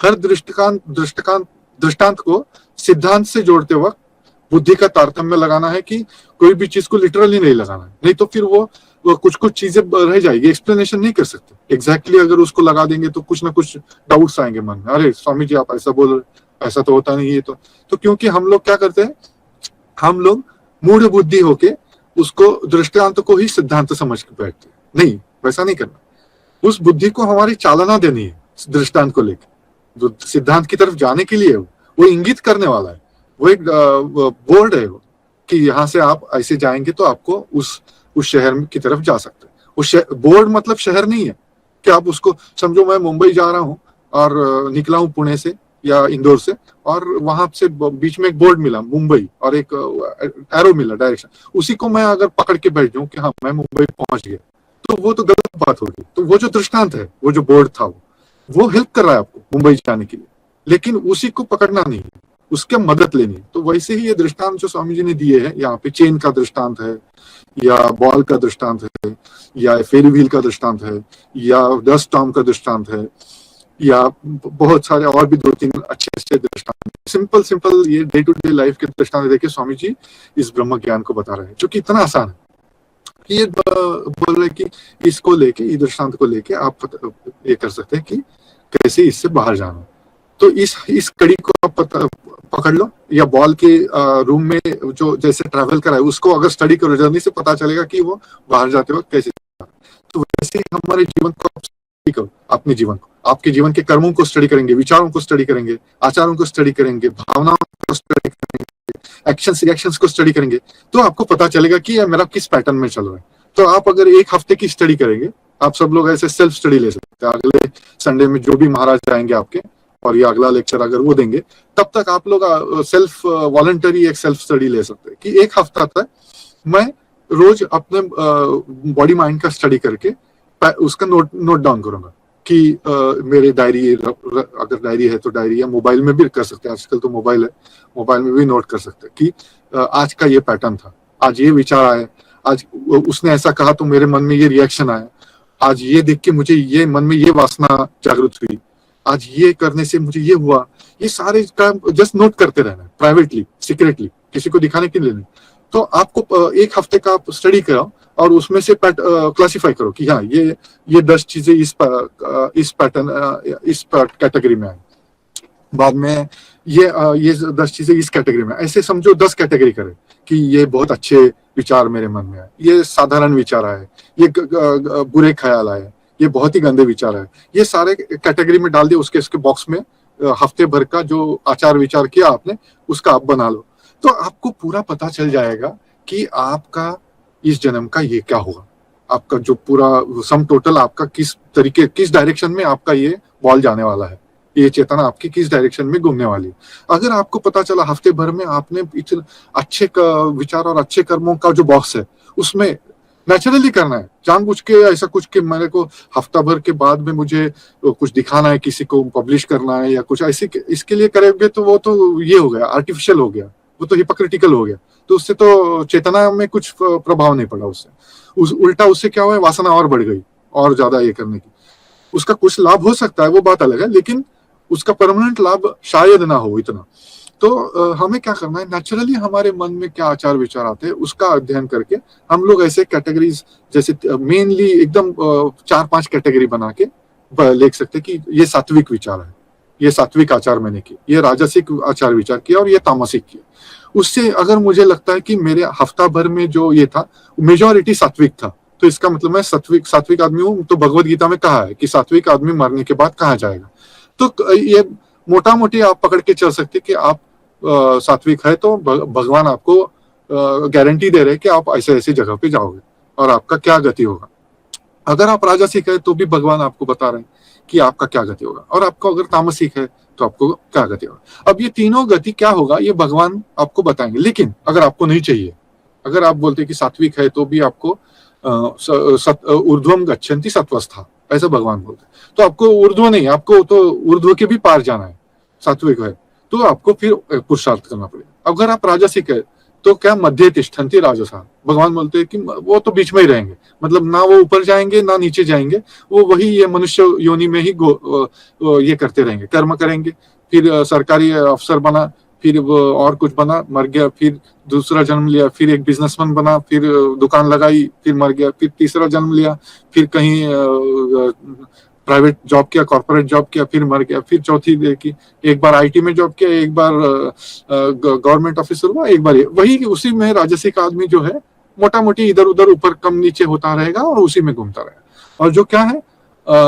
मध्य तिष्ठन्ति राजा जघन्य गुणवृत्तिस्था अधो गच्छन्ति तामसा, तो जो तामसिक है, जो सब सारे कुविचार कुआचारों से भरे हुए है जिनका मन, तो उनका क्या बोला है कि जघन्य गुणवृत्ति, वो जघन्य गुणवृत्ति है उनकी, कि वो तो त्याज्य है एकदम, ऐसा भगवान उसकी निंदा कर रहे ताकि उधर ही हमको वो सुन के ही मतलब बाकी तो इतना बोल नहीं रहे, क्या बोलते ऊर्ध्वम गच्छन्ति तो इतना ही बोला, मध्य तिष्ठन्ति राजसा इतना, लेकिन तामसा के बारे में बोलते वक्त ये थोड़ा एडिशनल एडजेक्टिव देख के उसको बोल रहे कि जघन्य गुणवृत्ति है। तो हाँ, सिर्फ इतना ही सकते थे क्या दो गच्छन्ति तामसा, लेकिन उस वक्त उसको जघन्य मतलब खुद भी वो पर्सनली भी भगवान उसको निंदा कर रहे हैं, वो खुद भी उसका द्वेष करते हैं, जैसे मान तमोगुण लोगों की।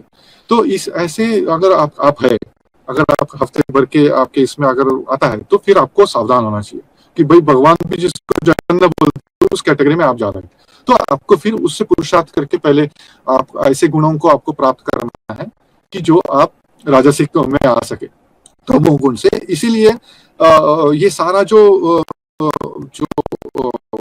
क्या बोलते हैं आत्मविकास का जो प्रक्रिया है वो उसी की तरफ ले जाती है कि जो सात्विक है उसको वो उपनिषद अध्ययन श्रवण मनन निधिध्यासन में लग जाए, जो राजसिक है वो निष्काम कर्म करके, जो क्योंकि सकाम कर्म कर रहा है इसलिए वो राजसिक है, तो उसको निष्काम कर्म का ये दिया भगवत गीता ने कि भाई तुम ठीक है अभी तुम्हारा बहुत ज्यादा हर कर्म का तुमको पहले फल चाहिए, हाँ मुझे कितना मिलेगा ये पहले तुम सोचते हो, 10 रुपए दिया किसी को तो मुझे पहला विचार आता है कि ये 10 का 50 कब वापस आएगा मुझे, और जब तक नहीं आएगा तब तक उसको चैन की नींद नहीं आती।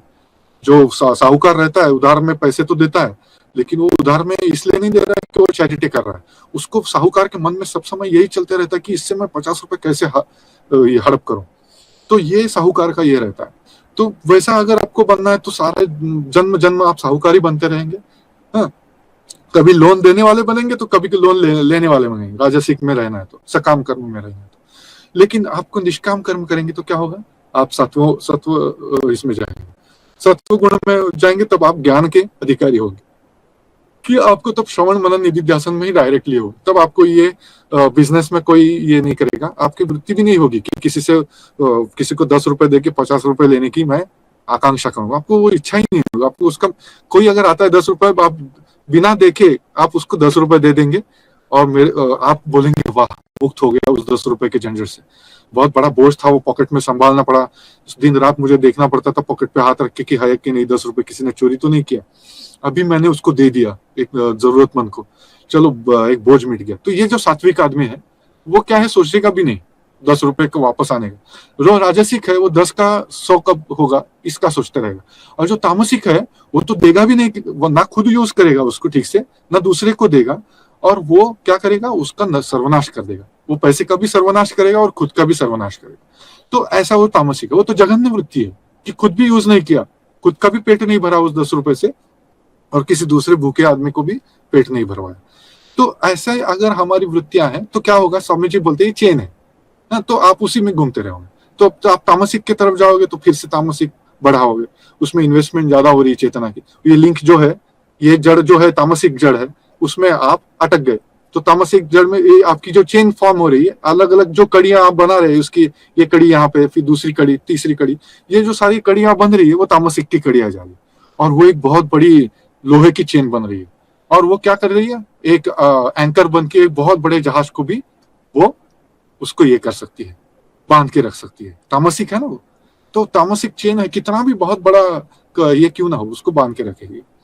और जो जैसे जैसे आप उसमें तामसिक से राजसिक, राजसिक से सात्विक में जाएंगे तो वो चेन क्या होगी, धीरे धीरे पतली होती जाएगी, पतली और ज्यादा ज्यादा रिफाइंड होती जाएगी। हाँ, फिर क्या होगी, सत्व में जब जाएंगे तो सोने की चेन हो जाएगी, वो पतली सी सोने की चेन है गले में पहने वाली, उसका भी मोह है, उसका भी अटैचमेंट होगा, क्योंकि वो भले ही आपको बांध नहीं सकती, शारीरिक तौर पर आपको बांध नहीं सकती, लेकिन आपको वो सोने का जो अटैचमेंट है वो इतना है कि जो चेन स्नैचिंग इंसिडेंट होते हैं, तो कोई आपकी चेन स्नैच करके ले जा रहा है, इसके उसको पकड़ने के लिए उस चोर को लोग अपनी जान तक गंवा बैठते हैं कि वो अरे कोई चेन को स्नैच करके ले जा रहा है तो उसको पकड़ नहीं सकते आप, वो तो कोई बाइक पे आता है रास्ते में किसी महिला का चेन स्नैचिंग कर लेता है, तो वो महिला उसके पीछे दौड़ते दौड़ते जाती है और वो रास्ते में कुछ एक्सीडेंट हो जाता है उसका। ऐसे कई इंसिडेंट रोजमर्रा के होते हैं, हम लोग देखते हैं। ट्रेन में चेन स्नैचिंग होते होते बचाने के लिए वो चेन की एक 100,000 रुपए की चेन को बचाने के लिए वो आदमी ट्रेन से उसको वो चोर लोग फेंक देते बाहर, वो झगड़े जो होते उससे। तो क्या है, एक तरफ है शूरवीरता दिखाना, एक अलग बात है, लेकिन दूसरी तरफ वो अटैचमेंट है कि हमारी उतनी सी चेन है वो पतली सी सोने की चमकने वाली, लेकिन मन से उसमें इतना लगाव बैठा है कि वो सोना है, उसमें मैंने 10-50 हजार रुपए खर्च किया। अरे 10-50 हजार तो तुम फिर से कमा लोगे, सोने का चेन तो और फिर से खरीद लोगे, लेकिन क्या है, आदमी उसके अटैचमेंट की वजह से वो ट्रेन से कूद जाएगा या गाड़ी में से रास्ते में कुछ ये कर देगा, एक्सीडेंट करवा देगा। तो ऐसी घटनाएं हम देखते हैं। तो मैं ये नहीं कह रहा हूँ कि चोर जो कर रहे वो है, मैं क्या कह रहा हूँ कि कहने का यहाँ पे अर्थ इतना है, तात्पर्य इतना ही है कि हम सभी का उसमें जीवन भी हमको जीवन से भी वो ज्यादा प्यारा हो जाता है, ये सारी स्थूल चीजें जो कि इतनी साधारण है। तो वैसे ही वो जो देखते हैं हम लोग कि जो भले ही सात्विक आदमी भी है तो उसका ज्ञान में बहुत अटैचमेंट होता है, जो उसकी जैसे उसने कुछ पढ़ाई की, उसने कुछ एक इनोवेशन किया, उसने कुछ एक विचार का ये किया, तो उस विचार को ही सत्य मान लेता है, भले ही वो चोर उचक्का नहीं है, भले ही वो साहूकार जैसा प्रॉफिट में नहीं है, उसको कुछ मतलब भी नहीं है किसी को 10 रुपए देने से 100 रुपए कब आएंगे। लेकिन उसने अगर कोई किताब लिखी है और उसने अपना कुछ एक पकाया हुआ कुछ एक ये डाला है, उसमें कोई एक फिलोसफी बनाया खुद का और उसमें पब्लिश किया है, तो उसको लगता है कि बस सारी फिलोसफियां गलत है और मैंने जो ये एक कंकॉक्शन बनाया है मेरे ब्रेन में, फर्टाइल ब्रेन में, वही एक सत्य है। और वो लोगों को प्रूव करने के लिए लोगों के तर्कों को काटने लगता है, किसी की बात नहीं सुनेगा, किसी के तर्क नहीं सुनेगा, सब समय उसका वो एरोगेंट नेचर हो जाता है, किसी से उसका पट्टा नहीं। तो क्या है, वो आदमी वास्तविक पाता क्या है, उन्नत है एक तरीके से, जिसकी बुद्धि काफी उन्नत बुद्धि होगी, जिसने ये सारे स्तरों में से ऊपर उठ के आया है। वो तामसिक स्तर से ऊपर उठ के आया, राजसिक स्तर से ऊपर उठ के अभी सत्व में आया। उसकी बुद्धि में प्रकाश ज्यादा है, उसको चिंतन ज्यादा है, उसको सूक्ष्म चीजों में ज्यादा उसमें गति है, रति है उसकी। लेकिन वह क्या, उसमें भी एक दोष क्या हुआ, उसमें एक ही चीज को पकड़ के बैठ गया, उसमें पूरा का पूरा प्रकाश, उसको ट्रांसेंड करने का जो है उसमें ये नहीं है। तो ये जो सारा जो प्रक्रिया है, ये पुरुषार्थ की प्रक्रिया, ये माया से छुड़ाने की है अपने आप को, ये जो चेन की लिंक्स है उसमें से अपने आप को अलग करने की है। तो ये प्रक्रिया स्वामी जी ने इतने सुंदर तरीके से बताई। और उसी में स्वामी जी ने आखिरी में बताया कि जैसे एक बच्चा है और एक बूढ़ा है, दोनों क्या है, एक ही समान दिखते हैं, दोनों जैसे डिपेंडेंट है, दोनों जैसे शरीर और मन से जैसे बच्चे जैसे ही लगता है। जैसे बूढ़ा व्यक्ति भी बच्चे जैसा लगता है और बच्चा भी जैसे डिपेंडेंट लगता है, टोटली खाना पीना सभी उसको खिलाना पड़ेगा, बूढ़े व्यक्ति को भी वैसे ही खिला। लेकिन स्वामी जी क्या बोलते हैं, दोनों में फर्क क्या है, ये तो अभी पूरा ही अनुभवी है, इसके पास तो कुछ भी जीवन का अनुभव नहीं है। हाँ, और ये जो बूढ़ा व्यक्ति है उसके पास क्या है, पूरे जीवन का अनुभव है उसके पास। तो ये जो फर्क स्वामी जी ने बोला, दोनों एक्सट्रीम्स जो है वो एक जैसे दिखती है बहुत बार। तो जो व्यक्ति है उसमें कहीं ना कहीं जो भले ही ज्ञानी हो, लेकिन उसमें कहीं एक ज्ञान का अहंकार हो गया, तो क्या हो गया, उसमें कहीं ना कहीं एक तमस का ये रह गया है, कहीं ना कहीं एक दोष रह गया रजस तमस का। तो उसमें क्या हो गया, उसकी वजह से वो सत्य को ठीक ठीक से प्रकाशित नहीं कर पाया। उसमें उसके सत्व गुण में कुछ एक ये उसमें एक ये हो गई, इम्प्यूरिटी घुस गई तम रज की। तो उसमें घुसने से क्या हो गया, वो तम रज ने क्या किया, उसमें सत्व ज्यादा है, लेकिन वो तम रज ने उसको थोड़ा सा एक कवर कर दिया उसके फ्री होने से। तो क्या हो गया, वो प्रकाश पूरा का पूरा फ्री नहीं हो पा रहा है, वो बल्ब पूरा का पूरा प्रकाश नहीं दे रहा, उसमें बहुत ज्यादा धूल जम गई। तो वो बल्ब तो जल रहा है, रूम तो अच्छी ये हो रही है, लेकिन पूरा मजा नहीं आ रहा है वो लाइटिंग का। तो वैसे ही हमारे कई ज्ञानियों पंडितों में देखा जाता है, कितने बड़े प्रकांड पंडित है, लेकिन वो उन्होंने समाज का जितना नुकसान किया उतना नुकसान तो किसी चोर उचक्के ने नहीं किया, किसी लुटेरे डाकू ने भी नहीं किया होगा, किसी हिंसाचारी ने नहीं किया होगा। क्योंकि ये व्यक्ति क्या होता है, जो अशुद्ध सत्व है, जिसका अशुद्ध सत्व है, शुद्ध सत्व नहीं है, हाँ? जो शुद्ध मुद्ध मुक्त स्वभाव की तरफ ले जाने वाला सत्व नहीं है, तो उसका अशुद्ध सत्व होने से क्या हो गया, वो ऐसा कुछ एक विचार, ऐसा कुछ एक पांडित्य रचता है, ऐसा कुछ एक कॉन्स्पिरेसी करता है, षड्यंत्र करता है, वैचारिक षड्यंत्र, कि जिससे समाज की पूरी विचारधारा को वो बदल देता है, उसमें कलुषित कर देता है। और सारे जो निर्बुद्ध मूर्ख लोग होते हैं उसके वो फॉलोअर हो जाते हैं, लाखों लोग उसके फॉलो करते हैं। और उसमें उसके वो गलत विचार की वजह से, उसके गलत इसकी वजह से सारा समाज गलत दिशा में चलने लगता है, हिंसा अत्याचार बढ़ने लगता है। तो ये सारी प्रक्रिया है। इसीलिए उपनिषद हमको शुद्ध सत्व की तरफ ले जाने की चेष्टा कर रहा है कि शुद्ध सत्व में जो रहे। उन्होंने आज तक जितने भी अवतार हुए, जितने भी संत हुए, महात्मा हुए, जो उन्होंने क्या किया, शुद्ध सत्व थे वो। इसलिए उनकी वजह से ना ही कभी कोई अत्याचार हुए, ना ही कभी हिंसा हुई। उनके जो सारे फॉलोअर्स थे, जो ट्रू फॉलोअर्स थे, जिन्होंने सही उनके इसका आचार विचार को पकड़ा, उसको फॉलो किया, उनका क्या हुआ, उन्नति हुई। उनमें क्या हुआ, ब्रदरहुड बढ़ा, उनमें एकत्व बढ़ा। स्वामी जी कहते हैं ना, what is the test of knowledge, is unity is the test of knowledge.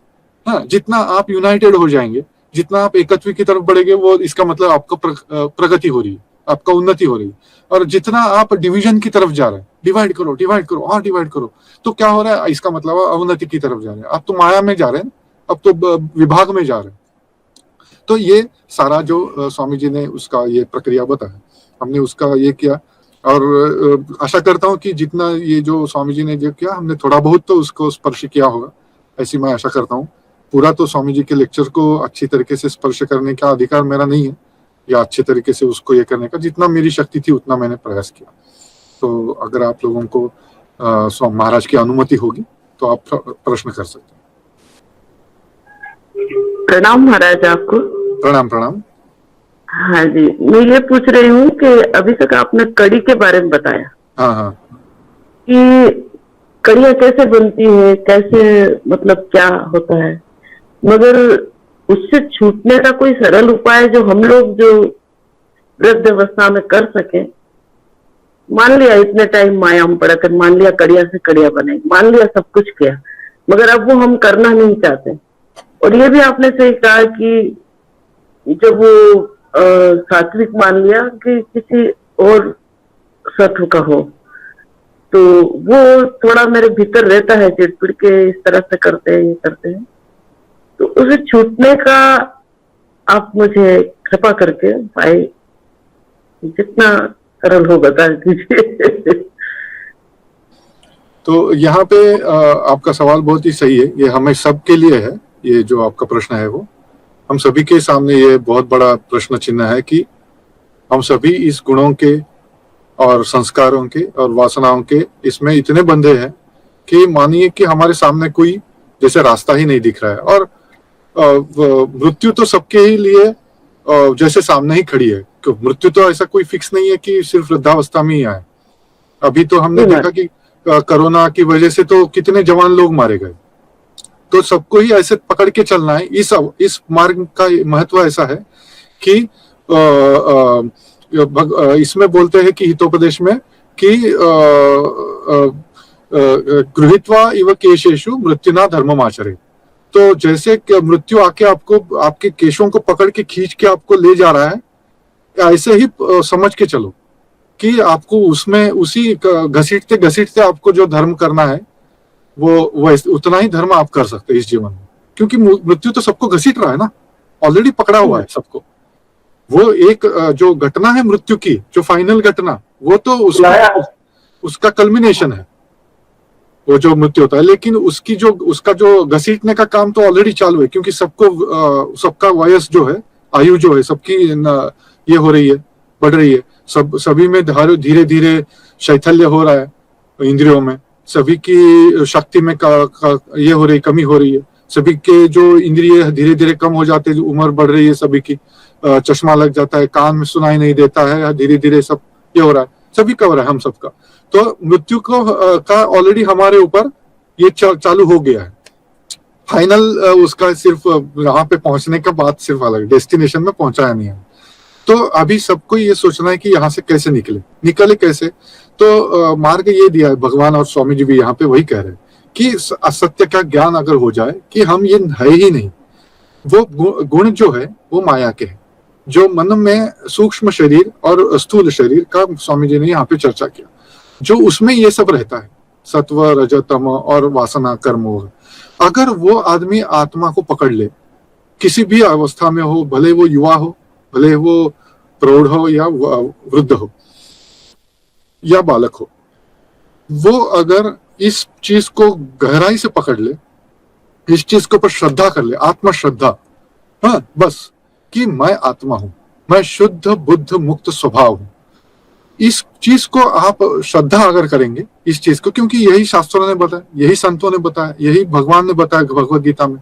Arjun को वो चिल्ला चिल्ला के वही बता रहे, हाँ, कि भाई अर्जुन तुम जो समझ रहे हो वो तुम हो नहीं, हाँ, तुम तो आत्मा हो, तुमको तो आग जला नहीं सकती, तुमको तो तलवार काट नहीं सकती, हाँ, तुमको कौन काट सकता है? युद्ध जो तुम जो बोल रहे हो मैं कौरवों को कैसे काटूं, वो तो कौरव जो है जिनको तुम काटोगे वो तो आत्मा नहीं है, उनका वो शरीर काटोगे तुम, जो कि तुम्हारा कर्तव्य है। क्षत्रिय धर्म के हिसाब से तुम्हारा कर्तव्य है कि तुम क्षत्रिय का धर्म पालन करके धर्म का स्थापना करने के हेतु तुम अधर्मियों के शरीर का नाश करो, क्योंकि उनके शरीर का जिंदा रहना ये समाज के लिए, धर्म को आचरण करने वालों के लिए ये आपदा है, एक विपदा है, उनके लिए एक ऑब्स्टेकल है। इसलिए उसको दूर करने के लिए तुम एक इस धर्म स्थापना के कार्य का एक हेतु बनके, एक आधार बनके, एक इंस्ट्रूमेंट बनके तुम उसके शरीर को मारो। तुम ये क्यों बोल रहे हो कि तुम आत्मा को मार ही नहीं सकते? तुम तो, आत्मा तो सर्वव्यापी है, वो तो साधारण अवस्था में सभी शरीरों में एक ही आत्मा, सभी मनों में एक ही आत्मा साधारण अवस्था में सर्वदा सर्वव्यापी है। वो तो स्थान और देश काल इससे बाधित नहीं है वो। तो ऐसा वो बता रहे हैं उसको। वही चीज हमको भी ये करनी है कि हम भले वार्धक्य अवस्था में हो या युवावस्था में हो या कुछ भी हो, लेकिन शरीर तो हमारा नाशवंत है, नश्वर है, जो कभी भी कल भी नाश हो सकता है, किसी रोग की वजह से या किसी शोक की वजह से या किसी भी चीज की वजह से। तो उस व्यक्ति को, आजकल तो जवान लोगों को हार्ट अटैक आके वो मर रहे, अच्छे अच्छे हट्टे कट्टे पहलवान लोग मर रहे हार्ट अटैक से। तो ये जो ये है, मतलब वो जवान है इसलिए उसको थोड़ा सा समय है, भाई अभी तो मुझे 30-40 साल बाद सोचूंगा क्या करना है, ऐसा अगर कोई करे तो वो देखते हैं उदाहरण सामने जो दिख रहा है, इसका मतलब मूर्ख है वो, कि सामने जो दिख रहा है उससे भी कुछ सीख नहीं रहा है। तो ये जो उदाहरण क्या बोलते हैं कि आप अपने स्वामी जी भी कहते हैं कि अपने स्वरूप में जाओ। तो अब स्वरूप में कैसे जाएं? तो जो ज्ञानी है, ज्ञान मार्गी है, वो क्या करे, आत्मा को अवलंबन करे, आत्मा के ज्ञान का, जो श्रवण मनन निधिध्यासन से। जो भक्ति मार्गी है, जैसे हम में से ज्यादातर लोग भक्ति मार्गी, लेकिन भक्ति कैसी चाहिए? ज्ञान मिश्र भक्ति चाहिए।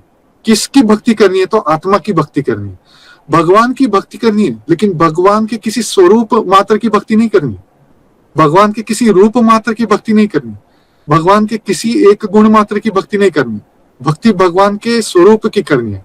इसलिए भगवान बोलते हैं कि भक्त्या माम अभिजानाति यावान यश्चास्मि तत्वतः ततो माम तत्वतो ज्ञात्वा विशते तदनंतरम, 18वें अध्याय में। तो क्या ऐसी जो भक्ति जो मेरे करेगा, जो मुझसे वो तत्वतः मुझे जानेगा, तो वो उस भक्ति का से वो क्या होगा, विशते तदनंतरम, मुक्ति को प्राप्त होगा, अनंतर को प्राप्त होगा।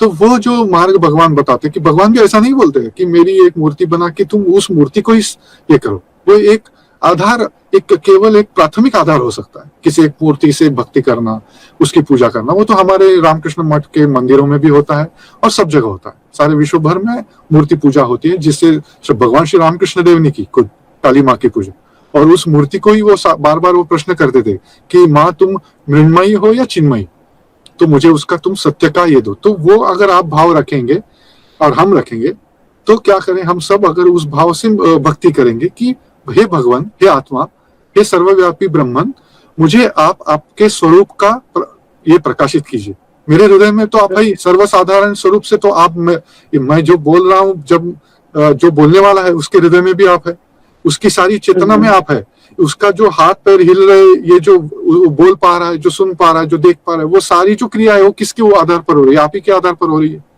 तो आप तो साक्षात ब्रह्म है प्रभु, तो आप मेरी जो अज्ञान जो है राशि, उसको आप खंडन कर दीजिए। ऐसी आप अगर सश्रद्धा भगवान करेंगे ही, ये प्रार्थना मेरी व्यर्थ जाएगी ही नहीं, उसका कोई सवाल ही नहीं उठता है व्यर्थ जाने का।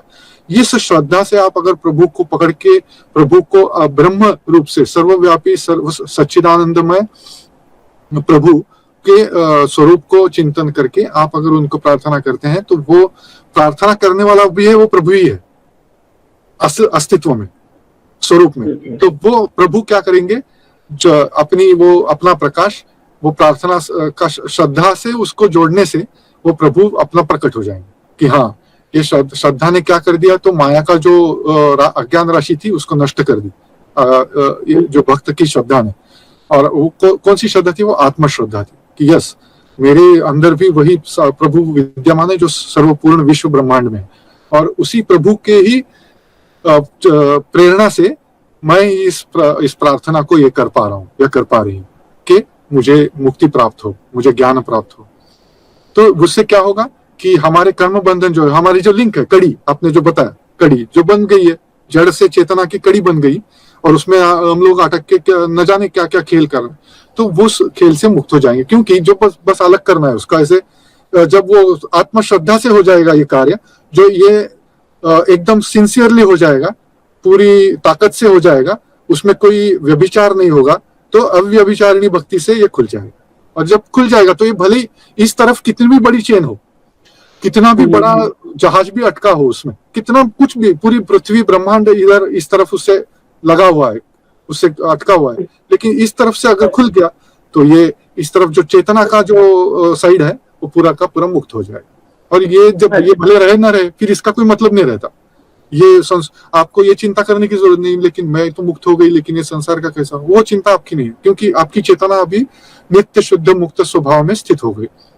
अभी संसार आपके लिए नहीं रहेगा, क्योंकि आप मुक्त होने के बाद आप जिस संसार को देख रही थी संसार रूप में, कड़ी होने की वजह से, उसी संसार को आप तो अभी संसार रूप में देख ही नहीं रहे, आप तो आपके स्वरूप में के रूप में देख रही है।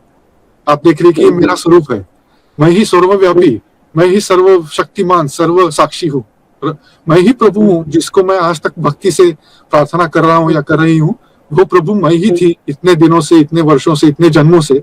लेकिन मैं कड़ी बनने की वजह से भूल से उस कड़ी में अटक के मैं समझ लेती नहीं, मैं वो जहाज से अटकी हुई चेन हूँ या किसी के गले में अटकी हुई सोने की चेन हूँ। और मैं न जाने कितने गलों में कि एक गले से दूसरे गले में कितनी बार घूमती रही, मुझे पता ही नहीं रहा। लेकिन अभी पता चला कि अरे ये तो गलों का खेल है, तो अभी मुझे मुक्त होना। तो फिर आप मुक्त हो जाएंगे और आपको ज्ञान प्राप्त होगा कि ये सारा जो है अस्तित्व जो है आप ही है, आपके सिवा और कुछ है ही नहीं, अद्वैत हो जाएगा।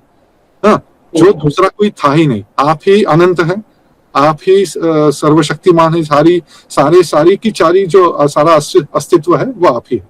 तो इसलिए आपको फिर किसी से बंधने की जरूरत ही नहीं पड़ेगी। तो ये प्रक्रिया उपनिषदों ने भी बोली, शास्त्रों में भी बोली, साधु संतों ने बोली, और स्वामी जी के आज के ज्ञान योग में भी, आज के चैप्टर में भी इसी की एक संक्षिप्त चर्चा हुई। तो आशा करता हूँ कि इससे कुछ हमको ये होगा, लाभ होगा। ओम शांति शांति शांति। हरि ओम तत्सत। श्री राम कृष्णार्पणमस्तु।